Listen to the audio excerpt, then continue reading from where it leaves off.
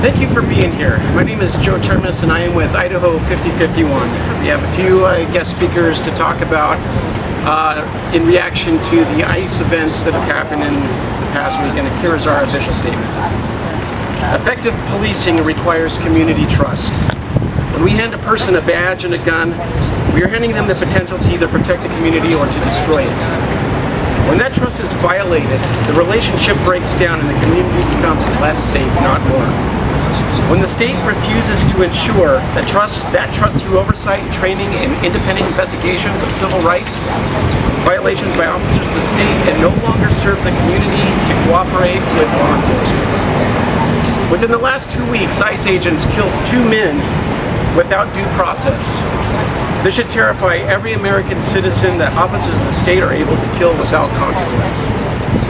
In addition to demanding outside investigation into the murders of Johann Sebastian Duran Guerrero in Maine and Lorenzo Salgado Araujo in Texas, in addition to Alex Preddy and Renee Good, we must demand the following to ensure the civil and human rights are protected for American citizens and immigrants alike. So this includes investigations into violations of constitutional rights. Independent oversight must review and publicly report on any alleged violations of 4th, 5th, or 14th Amendment rights committed by ICE or cooperating officers in the state of Idaho. Warrant requirements for all enforcement actions. ICE must be required to present a judicial warrant for any arrest, detention, or search conducted in cooperation with Idaho agencies. Administrative warrants or detainers shall not be accepted as lawful substitutes. Prohibition on masking of agents. All agents operating in the state of Idaho should be clearly identifiable and prohibited from concealing their faces during official actions in accordance with policing norms. Mandatory disclosure of badge numbers. Badge numbers or other identifying credentials must be provided upon request by Idaho resident or law enforcement oversight body. Respect for Miranda rights and due process. All individuals detained or questioned must be informed of their rights consistent with established U.S. Supreme Court precedent. Oversight for abuse and misconduct allegations.